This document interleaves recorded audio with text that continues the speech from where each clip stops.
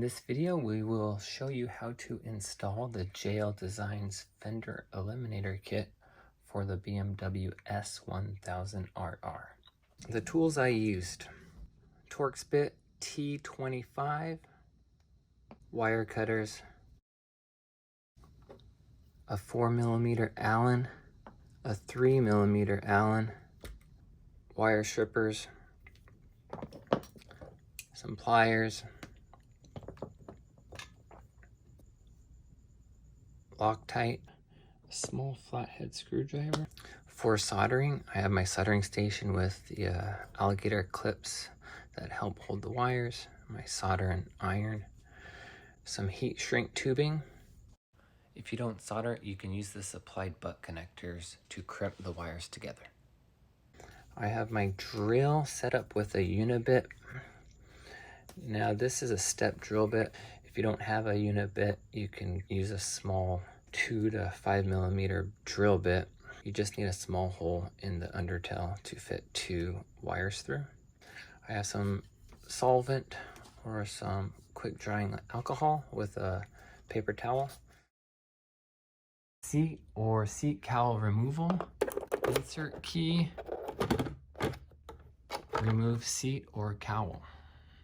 Removal of the rear side pieces. Start by removing both T25 bolts.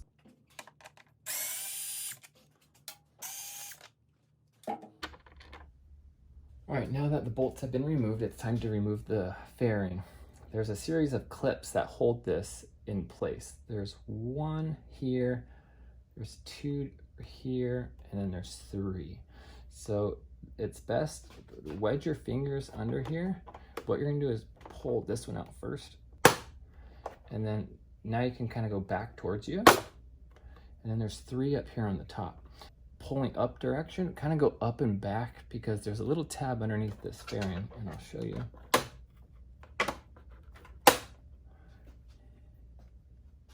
So you can see that little tab.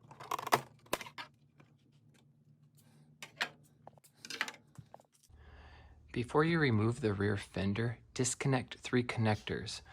Okay, take your flathead, make sure you just pull that tab back, and these will come out.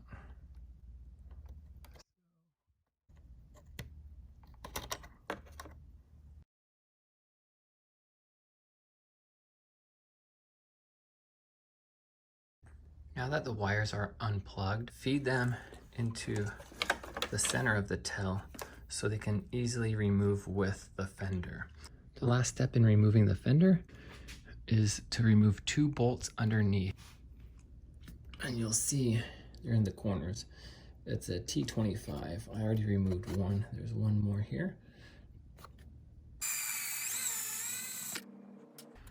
All right, now that the bolts that hold it are removed, gently just pull backwards to release all the wires.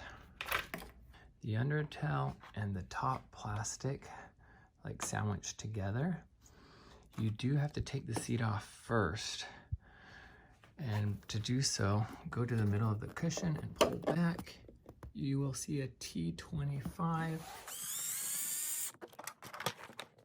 Now that the seat's been removed, it's given us access to 10 bolts that we need to remove.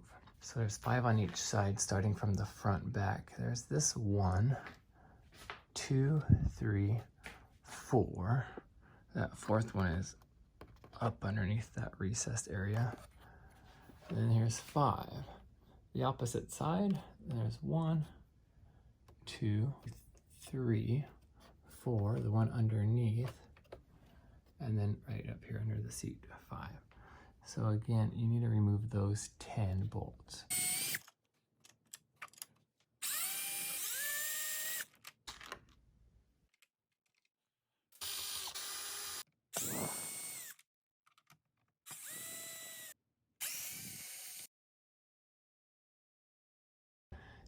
The ones back here have a shoulder. Here at the lower section, these push together. You just want to pull back, and it comes off pretty easy, and it's flexible where you can get it to come up on top. Now, the reason why we had to loosen this one up because it holds to it. So what you want to do is you want to pull back straight, because you can't pull from the bottom. There's two little tabs that hold in down there. And as you can see up here, that tab slides into that hole. I'm going to now install the lights. All right, our lights are meant to fit on the flat surface of the undertail. There is a hole, like about a 3 to 5 millimeter hole, that needs to be drilled to fit the two wires into. It will come out here, very close to where it needs to plug in to the factory connector. Now to find where you need to drill, it's pretty easy. If you just take any drill bit or like screwdriver, right where it bottoms out, the part where it stops is where you need to drill. I'm going to drill a small pilot hole first and come back with a larger bit.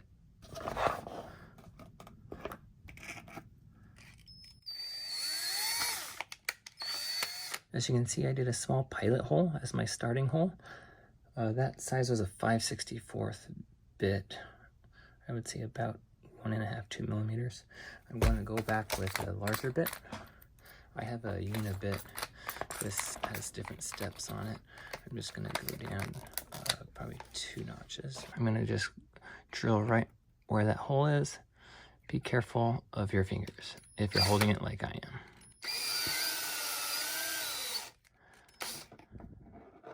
I've got a nice little hole right there.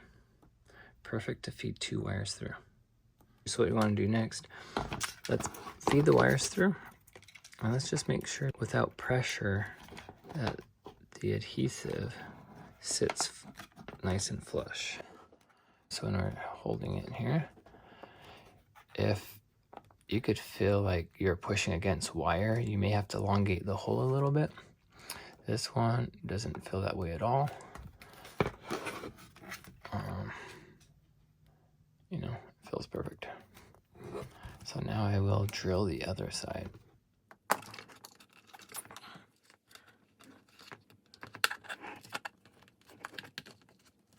All right, now that you've test fit it and made sure everything is lined up and good, before you stick the adhesive down onto the plastic, it's a good idea to wipe it clean. Anything like film from washing it, it may not adhere very well to it. I have a little bit of this Worth multi-purpose solvent. I would just spray a little bit on. It's just quick, fast drying stuff. But this is very strong. If you're pressing it down in the wrong spot, it'll actually be very hard to pick it back up. So just be very careful on that. All right, so just making sure I have the right side. I wouldn't recommend prying from the 2 corners that are noticeable. I would always say start it from the back.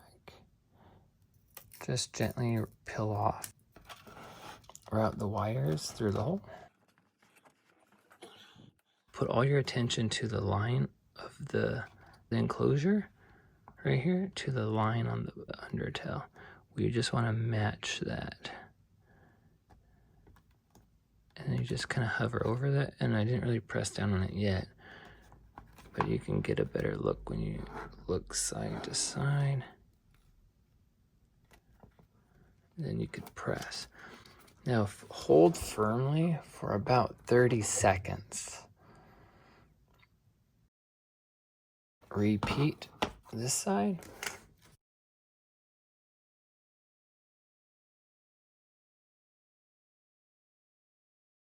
Same thing, looks good. I'll apply pressure for a good 30 seconds.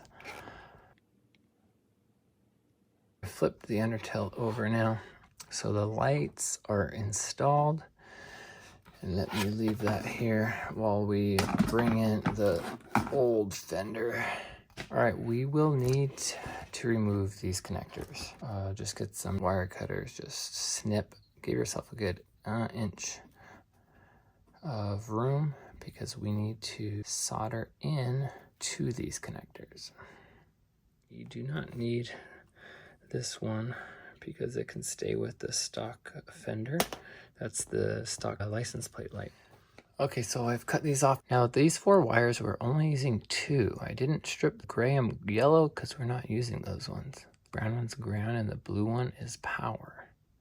I'm gonna solder these connections. I've already tinned them, meaning I've already touched them with a little bit of solder. And then I will individually isolate those guys so they don't ever short. Okay, so we have red, and we know red will go to blue.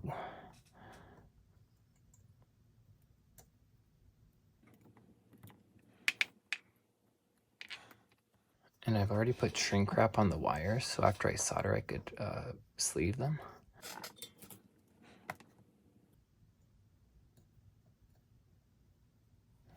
Always a good idea to pull hard on your solders. Make sure that they are strong. For the other 2 wires we're not using, I'm just going to cut some 1/16 inch shrink tubing. I'm gonna let that shrink down. I'm gonna get my heat gun.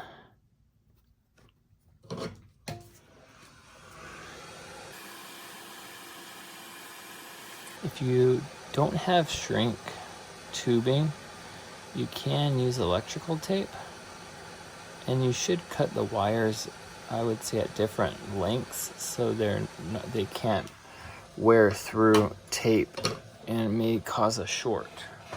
I come back and just smush them. All right, so we have our black to brown, our red to blue, there's blue, and then we have isolated those 2 because they're no longer in use. All right, let's do the same to the other side.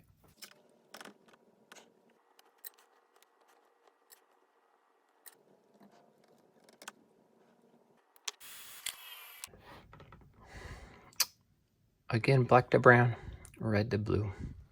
All right, now that we have our lights in the undertail, I'm gonna rest it right here. I'm gonna test run it.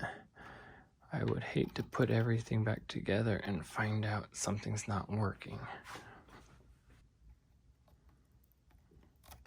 Turn the key on. Now we have lights. We've got working lights. Let's hit the brake. Let's hit the turn. Other turn. Beautiful. Now that we know the lights work, let's unplug the connectors and put those 2 pieces back together. The first step, those lower tabs hook into the rectangle slots, and then right up here, there's that tab. It's like it points. It goes inside that hole. So you gotta kind of push. Okay, see, I got it. So yeah, make sure this lines up good. This is intact down here. Make sure these wires are out on the outside of the subframe right now. So before all the bolts go back on to hold the 2 pieces together, remember down here. So what you need to do is just push that piece down while you're pulling the other one. Okay, so right there. You're pushing a tab inwards, and then the flap folds over, and then it locks another little tab in place. I'll put all the bolts back, and then use your T25 to secure them all. I always like hand threading them first. Remember, the ones with the shoulders go up here. The notch cut out of the light allows you to get this up in there. And you can see it coming up here.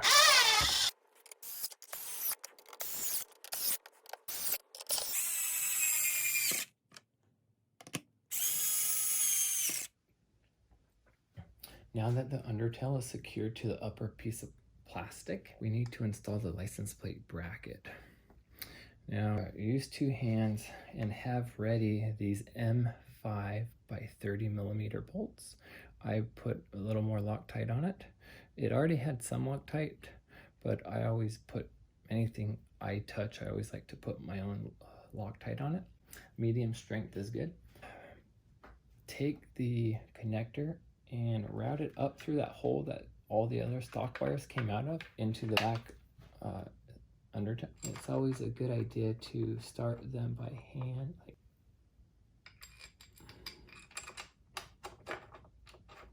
A 3 millimeter Allen. I'm not going to go all the way on one side. Just going to go tighten it a little on each side. Now the license plate wire, send it over and down to the left side where we install it there. You can now install your other connector.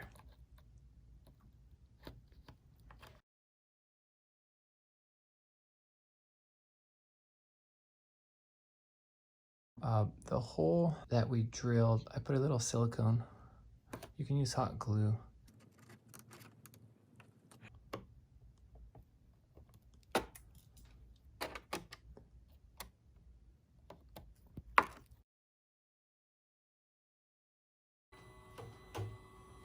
Now it can go back together. The fairings are going back on. Do pay close attention that so there's no gap here. You need to make sure that tab goes inside the appropriate spot. So I'm gonna hold that part down and then push, and make sure both of these go in, and then that one.